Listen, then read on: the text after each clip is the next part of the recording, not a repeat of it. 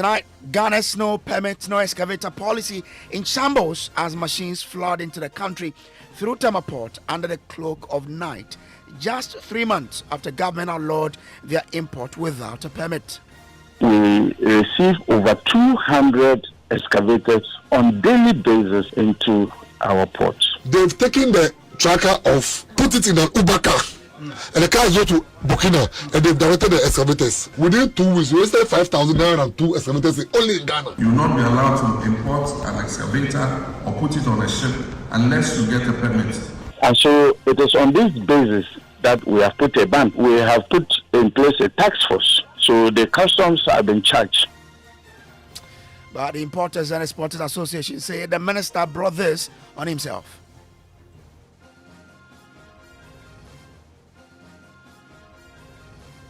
JoyNews research reveals excavators have overtaken phones and computers in Ghana's imports. We speak to the sector minister here on Top Story. The Minister of Transport is one of the problematic minister that we are having in the system. Why is that? The Minister of Transport has contributed to what we are seeing now, this canker in the country.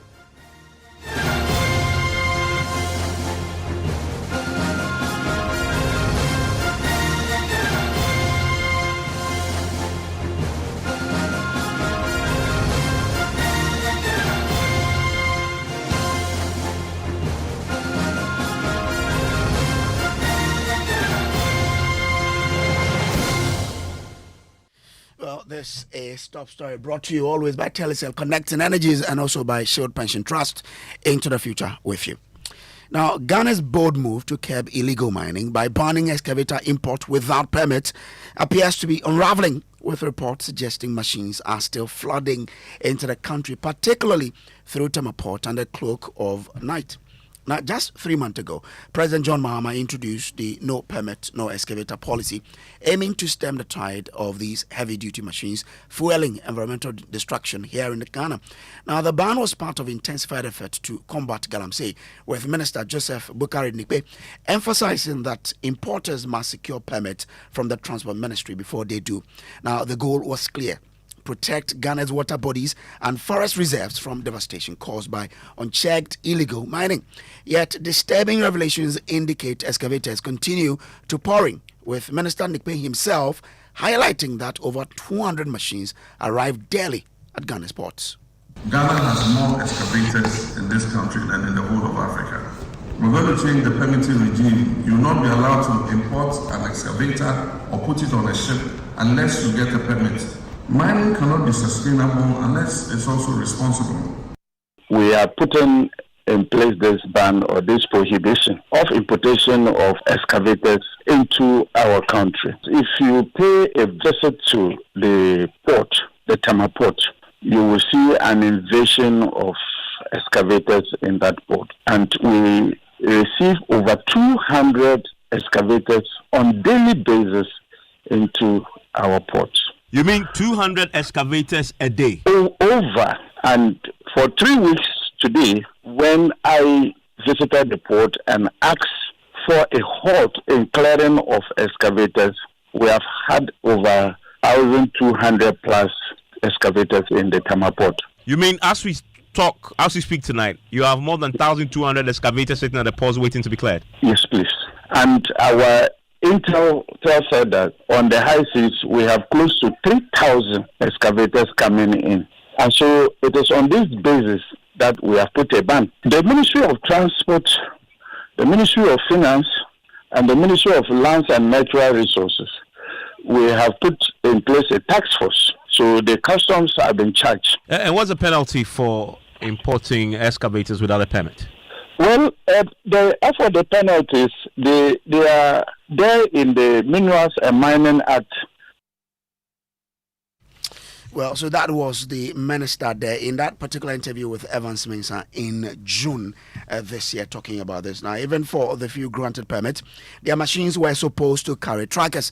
But DVLA boss Julius Nikwe Kote revealed that importers have found loopholes to strip or bypass the trackers, diverting the excavators to illegal mining sites.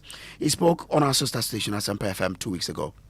we registered some excavators at the port. We tracked them. They said no, that one we didn't even register them, but we tracked them because they said they were going to Burkina. Hey, 2 a.m. and I got a call from one policeman. Yes, sir, they've taken the tracker off, put it in an Uber car. And the car is going to Burkina, and they've directed the excavators. Within 2 weeks, we wasted 5,000 naira and 2 excavators only in Ghana. That one in the system, and they've not been registered. Well, it appears that controls have failed, with excavators still arriving in their numbers. Many cleared, we understand, under the cover of night. Lead data analyst here at JoyNews, Isaac Kofi joins me in studio with some details from our deep throat sources. Kofi, what more do we know on this particular development? So, Kojo, we have our ears and eyes at the ports, and according to what we are gathering from our sources, although there are stringent measures and policies to avert some of this, influx of excavators into the country, we still see excavators being imported into Ghana in their numbers arriving at the Tema port. Clearance is also ongoing, although there are tighter measures, and also what we understand from our sources that these excavators, majority of them are being moved at night. And the new twist we have to this is that there is also an angle where government itself is also moving some of the excavators to what they call safe haven. Yes. And that gives Ghanaians some deja vu in terms of what happened in 2020, where we seized some, people say about 500 excavators, and nobody got to know where they went when they were in the custody of the assemblies. Well, let's look at the OEC data that you've been studying. How much are we spending on excavator import, and where are these machines coming from? Okay, so since morning we've been going through the OEC's database, trying to understand the impact on Ghana in terms of excavator importation, and we were surprised to know that if you look at West Africa, currently we are the #1 importer of excavators. If you look at the African continent as a whole, Ghana is now the second largest importer of excavators, just second to South Africa, that spends about $436 million on importing excavators. And currently, we spend on average over $200 million to import excavators. In West Africa, for instance, we beat Nigeria, who, although they have bigger landmass and economy, spend about $94 million. We spend over $200 million. In terms of the ranking, excavator importation, Kojo, is now the 10th highest imported product in Ghana. If you look at the over 4,200 items we import into the country every year, excavators is now number 10. It didn't used to be that case years ago. And in terms of where they are coming from, China is the top origin or source of this import, where we spend $95 million in just 2023 to import excavators. India is second, $67.7 million, and Belgium, $11.9 million. So as it stands now, we spend more to import excavators than we do on telephones, computers, wigs, crude products, motorcycles, tractors for agriculture products, and refrigerators. But let's bring it home properly. If we say the excavator imports is now the 10th most imported items into Ghana, how does an item become part of the topmost items imported into this country? So we are looking at the value or the monetary value used in importing this item. And in fact, this is where excavator becomes the number 10 in terms of also our import bill, where it is now putting a lot of pressure also on the city as well, because we have to find over $200 million every year to import excavators. And as the minister said, in a day we receive 200 excavators at the port. And when we did the math, if you hold all other factors constant, we are looking at the arrival of 73,000 excavators into Ghana in just a year.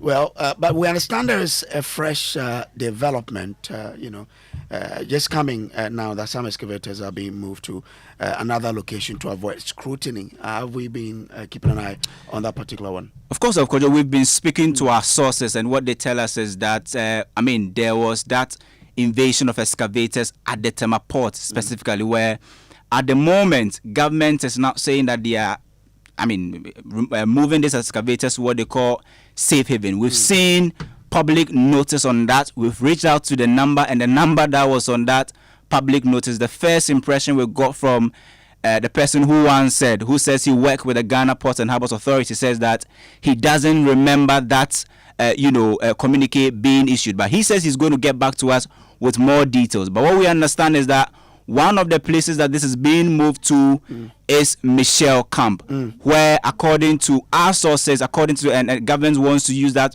as one of the places where they are keeping these excavators as safe haven. But just like I said, this is also creating some form of deja vu among Ghanaians who said that, well, we do remember what happened in 2020 when we confiscated several excavators. We all woke up, and then nobody got to know where these excavators were, and that is the big problem we have right now. But what we also know is that majority of the clearance is now happening at night. Grateful to you that I have that particular statement here, but let's go on to Zoom now and bring in the Minister for Transport, Joseph Bukari Nikpe. I'm grateful to you, sir, for joining us here. Now, for clarification's sake, we understand government is moving some of these excavators to safe havens. What do you know? Thank you, and good evening to you and your listeners. And we are grateful that even though you put up the story, that you have called us to respond to it. Somewhere 20th of last month, we called for the evacuation of all excavators that were at the port in Tema. Now, on the 22nd, I made the GPHA, Ghana Ports and Harbours Authority, to put up a public notice that we were going to evacuate all the excavators that were in the Tema port to 1 Michelle Camp, 2 Bema Camp, Teshe Camp, and 49 engineering arrangements, so that we would decongest the port. If you remember, before we took office, there were a lot of container congestions in the Tema port. And we had to take time to clear, to allow free flow of business in Tema port. Now, when we started detaining or not releasing excavators, it also became another problem for us in the port. And mind you, our port is to do business, and people do not want to have any difficulty going about their business. So we arranged with the military and started the evacuation from the 20th of last month. So all the camps I've mentioned, if you want, you can take your media, the people around, you see the number of excavators we have evacuated to those areas. Another issue we had to take this decision was, one, the importers came and complaining of demurrage. And so the longer they continue to stay in the port, the more the fellow will be made to pay. And so taking them out of the port was one of the areas to prevent the payment of demurrage and also decongest our port. So that is what I know about the evacuation of the excavators from the Tema port. So per your data, how many excavators are locked up at the port that you are trying to excavate to these safe havens? Well, I will not be able to give you an accurate figure as I sit in the vehicle moving. But what I can tell you is that some of your colleagues went to the port some few weeks ago and they were reporting how the place was congested. I'll get the details or the figures of the number in the Tema port for you later. But for now, the issue I'm responding to is the reportage you put out that we were busy clearing the excavators. I just wanted to tell you we are clearing them to those sites to decongest the port. And so when you move them to these sites you're talking about, what happens next? So we have put a task force or a committee in place. mind you, it's not everybody that is into Galamsey. We have certified mining companies, we have contractors, and other people who are into earth movement, not necessarily Galamsey. So the committee will vet each permit and be able to come out to say, Joy FM, are they into earth moving work?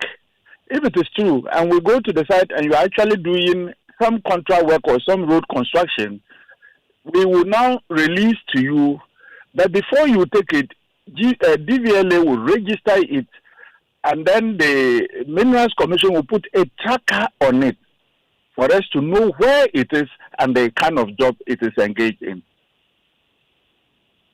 Okay, but in June, you issued the no permit, no import policy, right? Yes. So these excavators we are talking about, do they all have permit to be imported into the country? Well, it is an issue that we are using the committee to deal with, and that is why we will deny, or people are already denied of the right to clear the excavators, and that is why there's that kind of backlog at the Tema port.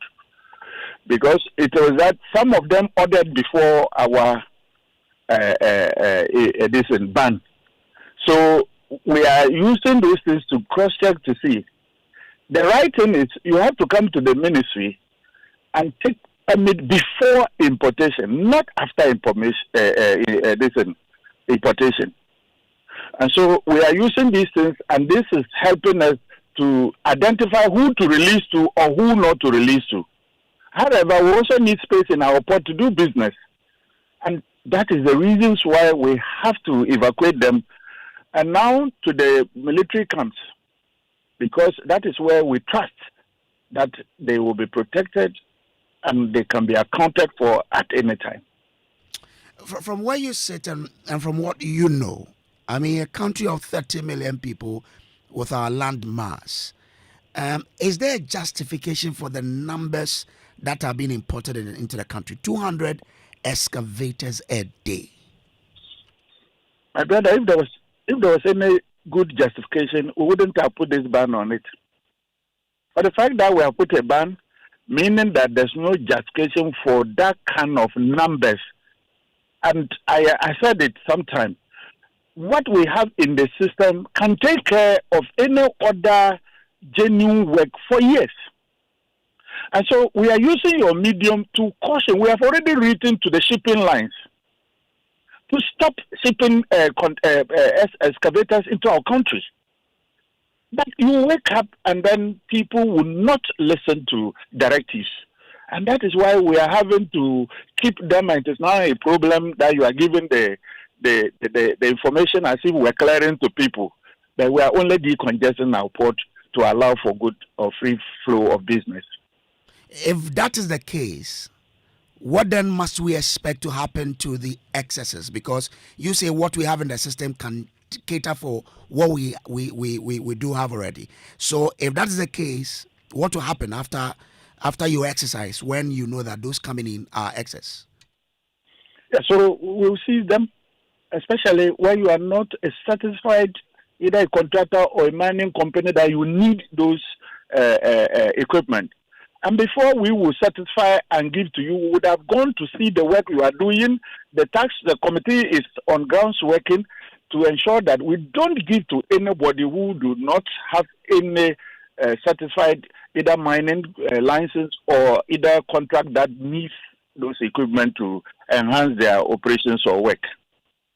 But you just told us that what we have already in the system are enough. So it means that they are in different grades. It is not every moving equipment that is the same. So you might not have a particular grade or a particular model that a mining company might need.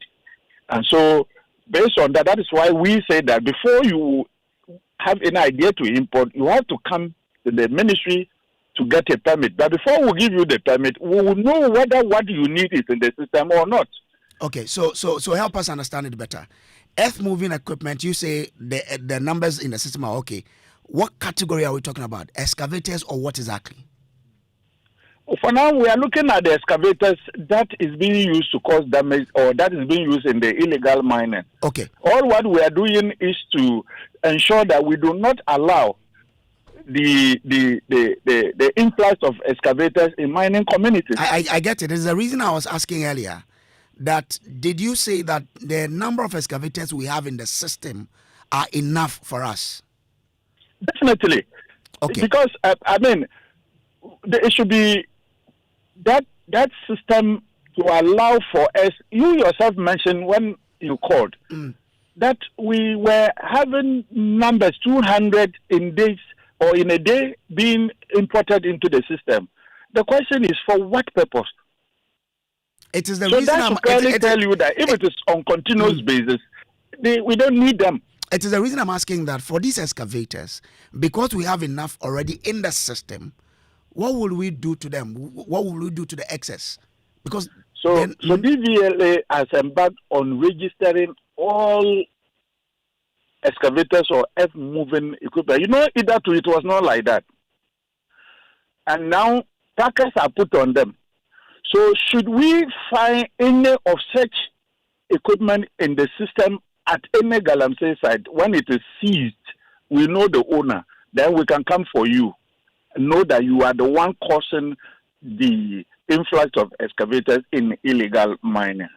So DVLA is empowered to do registration and do tracking so that we'll be able to tell, is it person is excavator that was used for illegal mining, then we can come for you or we can go for you for whatever damage you are causing to the environment.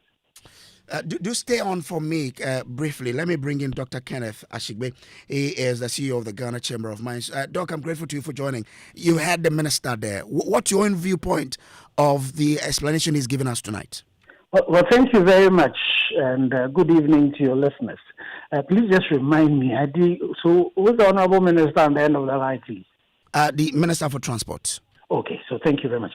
So the Honorable Minister for Transport is spot on the fact that currently the systems that have been put at the ports, you would have to go through the committee.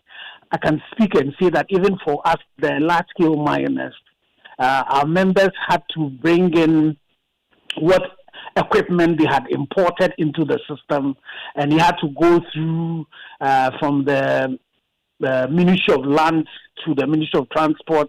The GRA Commissioner General had to also endorse before you are allowed to be able to clear. This is the large-scale equipment. And I also know for a fact that now DVLA, as you said, DVLA is at the port. And then also Minerals Commission, you're working with Minerals Commission to track the excavators. So if the processes that we are putting in place, for me, I think that the point is made that these excavators, and in the large-scale mining excavators are not the size of the excavators that are used in destroying our land, and all of that. So we should be able to publish the names of all the people who are importing all of these excavators into this country. There are some of them, the only reason they are bringing these excavators in, especially the small excavators, is because of the Galamsey. And it also should be said to the credit of the team that has been put together.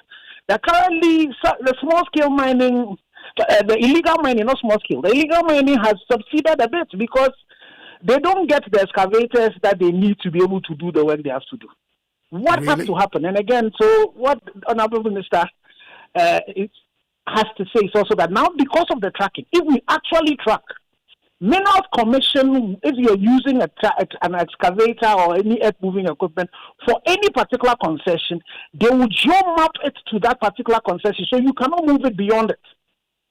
And so what I would recommend that we do is that quickly we need to publish the names of all those people who brought all of these excavators in, who do not have any business because there's no road they are going to construct. They don't have any mining concession they are going to deal with. They are not contractors. They will not be able to tell you who they were going to give it to. Because the strategy for a lot of these illegal miners was that the excavators cost them around $200,000. They get into a place, they start destroying so quickly. By the time you come and you take it away from them, they've been able to get this $200,000 away. So these excavators have become weapons of mass destruction. So, and when some of us ask for the state of emergency to happen, these are some of the reasons. So under a state of emergency, the president could immediately say that all excavators that cannot demonstrate that they were coming for some road work or they were coming from some legitimate mining have all been confiscated to the state. We're not going to even wait for you to go through the court process. We confiscate them to the state. NIMOS, as we speak currently, requires resources to be able to do what they have to do. Then you sell up, maybe you export these excavators back to other countries that need it, and use that money as seed capital. So, Honourable Minister, for me, I think what we need to do quickly is to ramp up the tracking so that once we move these to a particular place, then we make sure that the ones that are legitimate that are going, we track them. And so the Minerals Commission is able to police where actually they are going to. And the other ones that we don't know, let's publish the names of the people. Okay. And these people, we can then charge them under Act 995 that they are facilitating illegal small-scale mining. And then we can deal with them. And the people who have imported the 2,000, they are the kingpins. They are the reasons behind the illegality that is happening. So I think that the work that this government has done so far as the excavators are concerned, I think it's been positive. Okay. There's just a little bit that needs to be done to make sure that the people who are behind this mass importation that they have brought, who do not have any concession they are working on, they don't have any road projects that they are working on, they are just speculators that have brought in to be able to fund their distraction. We need to deal with it. I'm grateful to you, Dr. Ken Ashigbe there. Do we still have the transport minister on the line? Okay. So, Minister, just before we let you wanted to make a point? Yes, please. Let me just say thank you to Dr. Ken, and again assure him that this is where we are getting to. We are gradually going through the processes to get those who, like I said, they have the legal contracts or they are into legal mining or road construction. Then they don't have a case. But any other such persons, we are going to confiscate and we are going to publish everything. And that is why gradually we are moving them to the military installations for proper protection and safekeeping. Okay. When will you ban the importations if what we have in the country is enough for us? Like for what you want. But in the military installations, I think that it's going to be difficult for anybody to dare go in there to pick an excavator. But I can say that we are gradually getting to a point where we will come out with a list of those who we have confiscated their excavators, and people will get to know those who we have given to them that they are into legal activities without any problem. So I wanted to find out from you when you will ban the importation of excavators if you say what we have in the system are enough. So what we are doing, there are stages. We have written to all the shipping lines, and we are going to send another communication to them, cautioning them that, look, for now, they should not bring in any excavator from anywhere.